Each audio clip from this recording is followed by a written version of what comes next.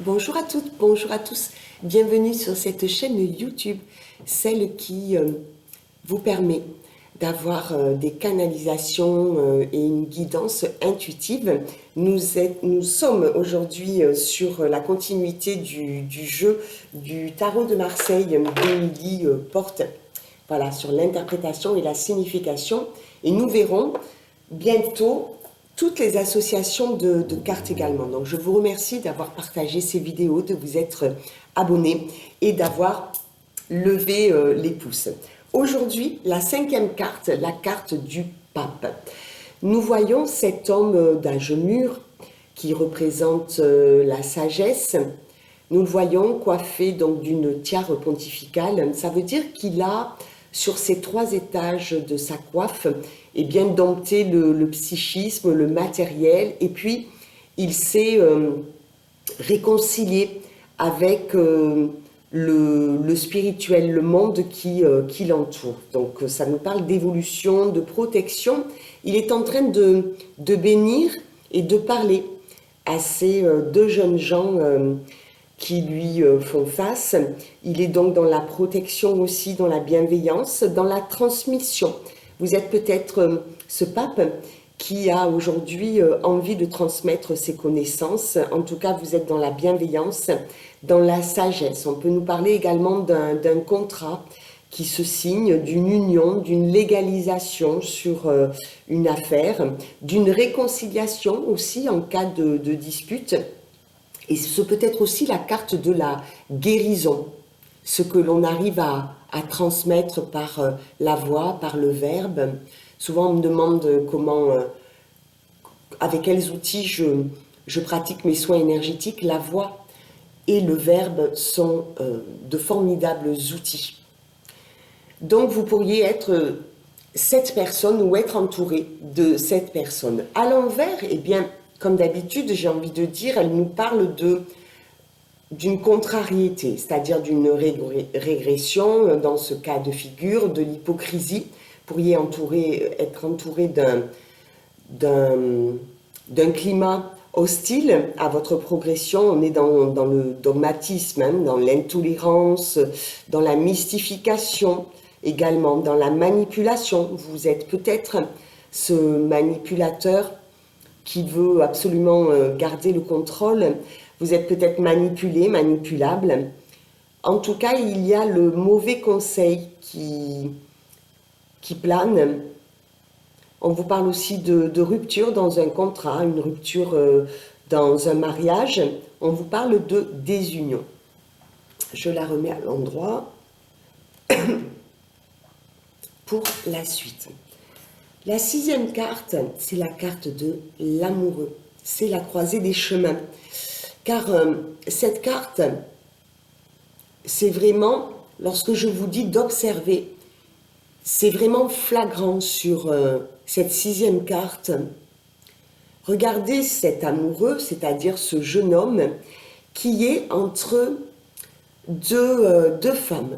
C'est-à-dire qu'il a son regard qui se porte sur une femme, on va dire d'âge plus mûr, en tout cas dans la représentation, ce n'est pas forcément la plus sage des deux, mais il a son corps qui est tiraillé et qui tend vers la plus jeune. Donc ça veut dire qu'il est bon dans l'affection, dans l'amour, dans le charme, dans la séduction, dans la beauté, dans la sensibilité. Il recherche l'harmonie et l'équilibre.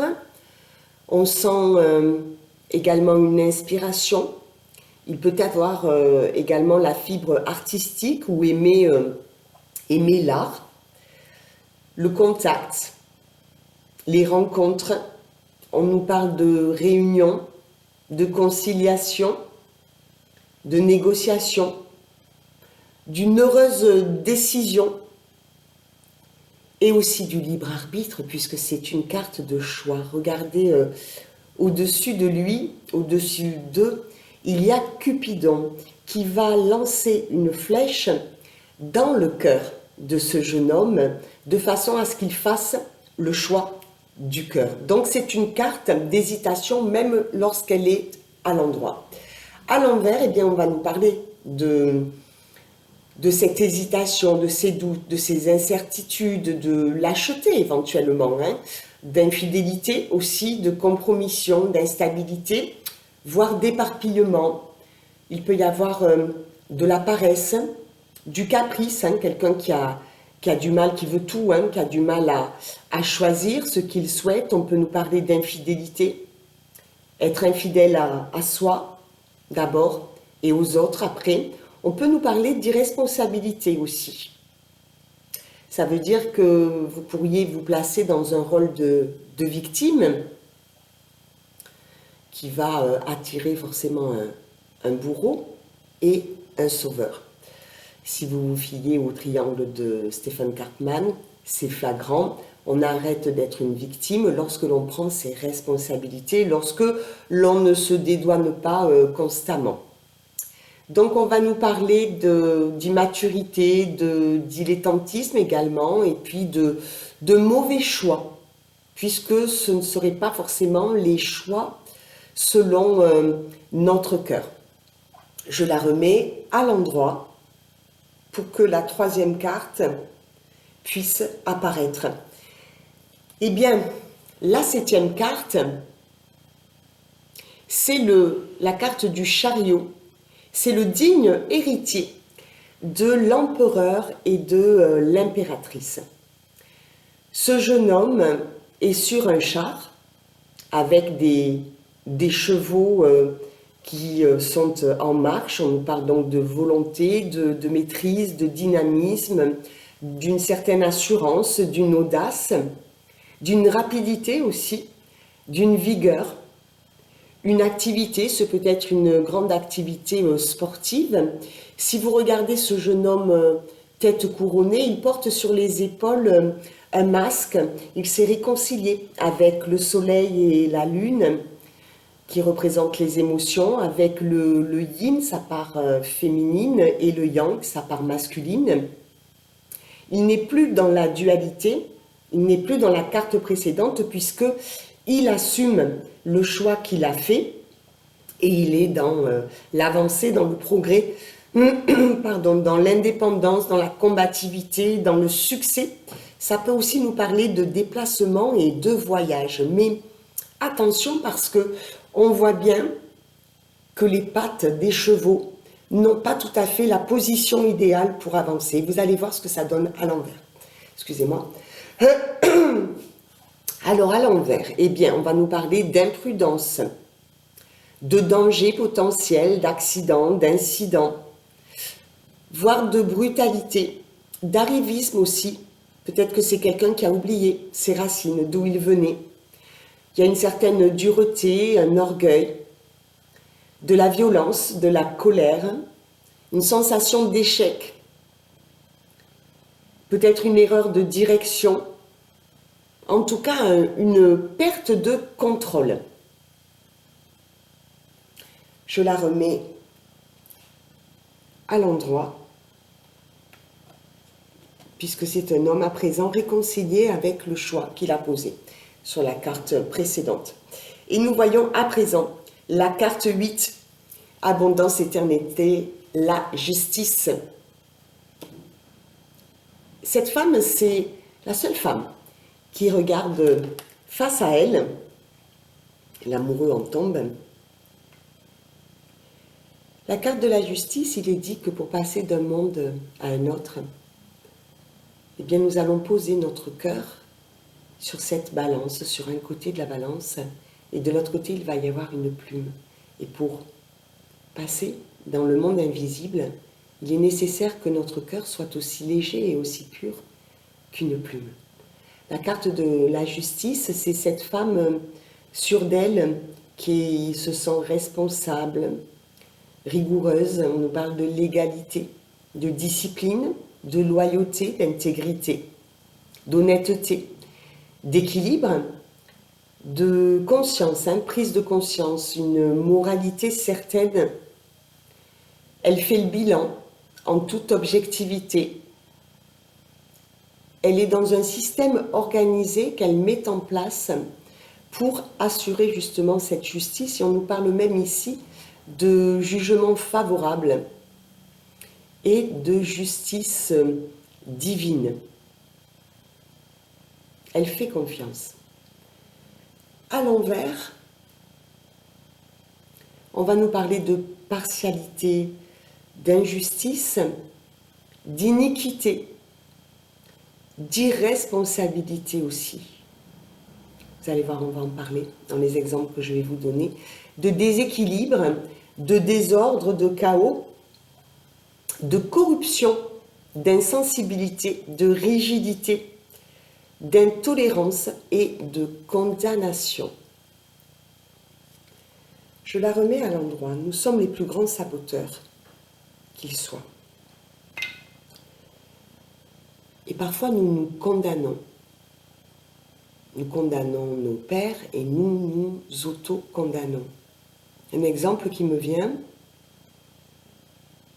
une jeune femme qui a fait une rencontre et qui, un lundi de 8 à 9, va boire un café avec cet homme. Fraîchement séparé, il arrive comme une balle, en colère. Il s'assied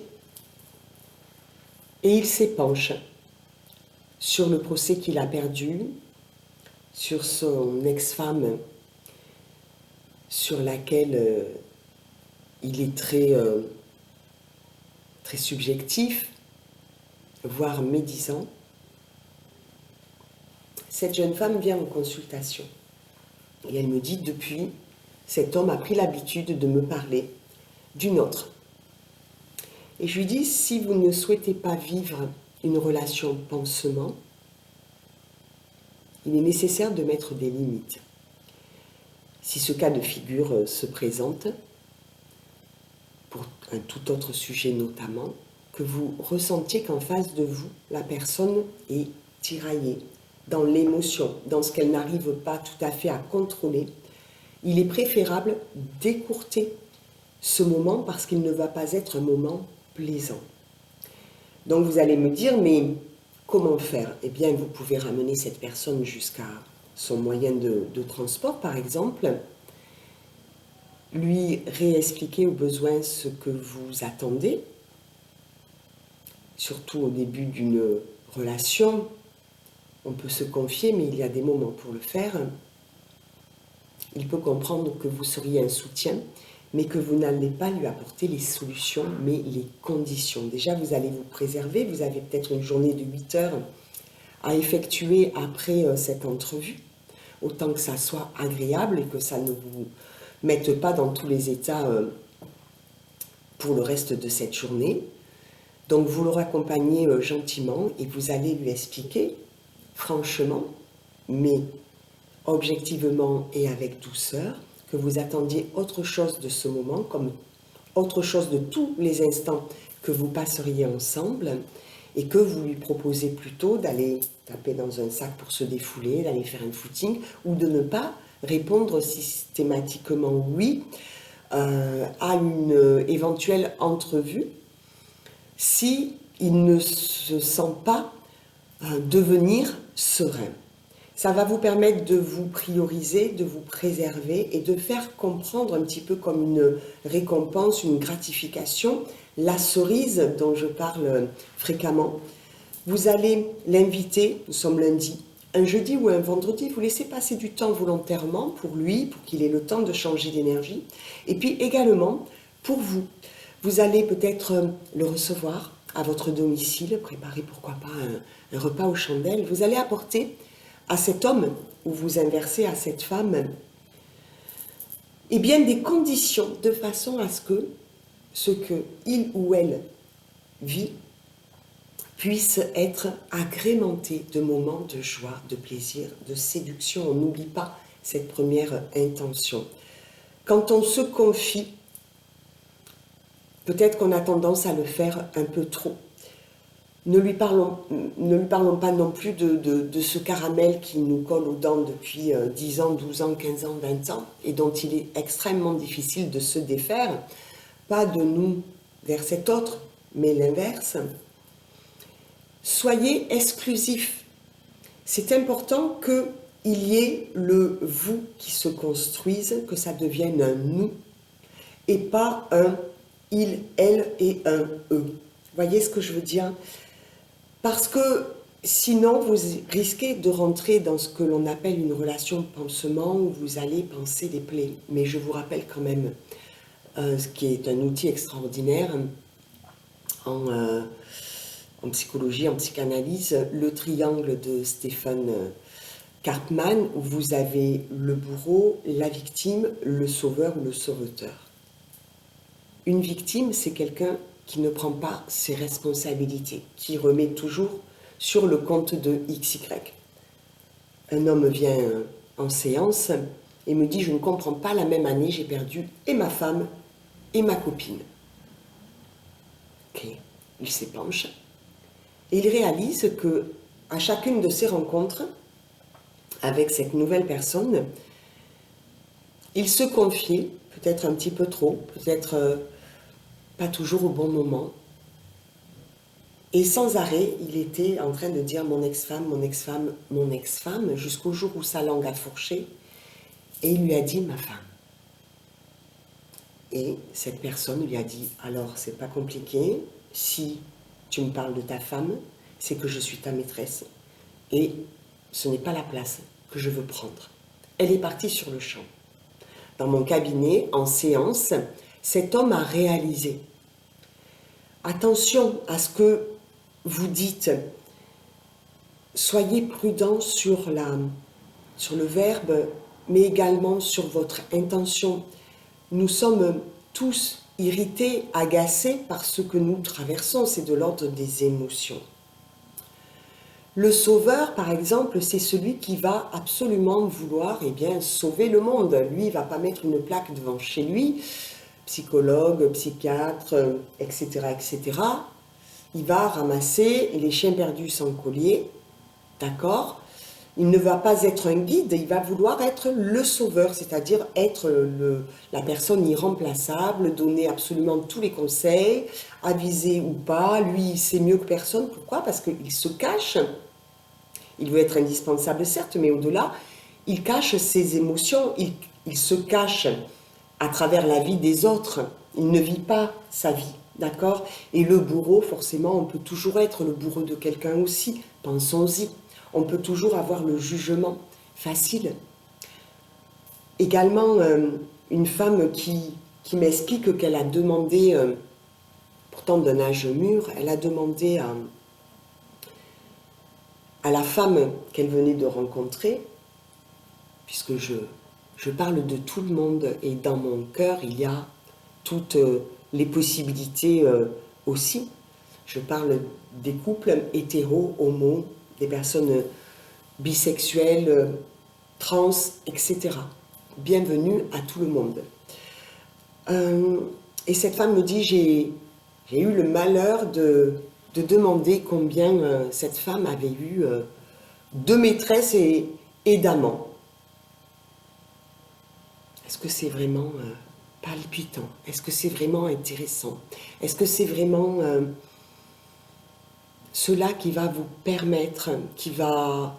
Je veux dire, ça condamne, forcément ça condamne. Qu'est-ce qu'on peut vous répondre? 15,5 ou 152,4? Est-ce que vraiment ça nourrit votre relation? Voyez, je veux dire, c'est nécessaire d'aller au-delà, de ne pas vous bloquer. Vous entendez aussi, surtout quand vous êtes dans une petite ville ou dans un village, vous entendez beaucoup de gens être médisants. Je reprends l'exemple de cet homme à la terrasse d'un café qui va médire sur son ex-femme, par exemple. On peut se questionner en tant que femme, en se disant, est-ce qu'un jour il ne parlera pas aussi mal de moi? Peut-être qu'il a ses raisons, mais je trouve que dans ce monde rempli de violence, y compris verbale, c'est important d'être vigilant. Parce que peut-être que vous, en tant que femme, vous aurez à participer un jour à l'éducation des enfants de cet homme et vous allez entendre parler de la maman ou vous inversez du père. On peut comprendre, on peut entendre, mais je pense que de prendre sa responsabilité, ça veut aussi dire que l'on a quand même choisi le père de ses enfants, la mère de ses enfants. On a choisi parfois des histoires sombres. Et ils nous ont apporté, quoi que l'on puisse vivre dans les conséquences de toutes ces douleurs. Oui, nous avons été blessés, nous avons été trahis. Mais on avance avec tout ça, cela nous sert d'expérience. On y réfléchit, donc on reste dans la prudence, mais on évite de tout mélanger. Je pense également à ces phénomènes qui vous permettent d'apporter à l'autre la force. C'est-à-dire que vous dites clairement à quelqu'un, ensemble, voilà ce que nous pourrions vivre, ou sans le verbaliser, parce que des fois, c'est un petit peu compliqué d'être loquace, tout le monde ne l'est pas. Et justement, à ce titre, préférez les actes aux paroles, parce que les promesses rendent les enfants joyeux, parce que lorsque l'on se rend compte que les actes ne sont pas au même niveau que les paroles, on est forcément déçu. Donc il vaut mieux parler peu, parler vrai. Il vaut mieux agir peu, mais agir en accord avec qui vous êtes et également en fonction de la personne que vous avez en face de vous. Voilà, je rappelle que ce jeu du tarot de Marseille nous fait avancer, nous fait évoluer. Je reste disponible pour des séances énergétiques, pour des massages énergétiques, pour des séances médiumniques, des séances aussi d'écriture automatique pour que vous puissiez communiquer avec ce monde invisible par ce biais et à travers mon canal. Je vous souhaite de très belles aventures dans vos vies respectives. Je vous remercie d'avoir levé autant de pouces de la fois précédente. Je vous demande de continuer. Ça me remplit le cœur, bien entendu, et je vous remercie de vous abonner si ces vidéos vous plaisent. Et puis d'aller voir un petit peu sous la barre d'infos aussi ce qui s'y passe. Merci, à bientôt.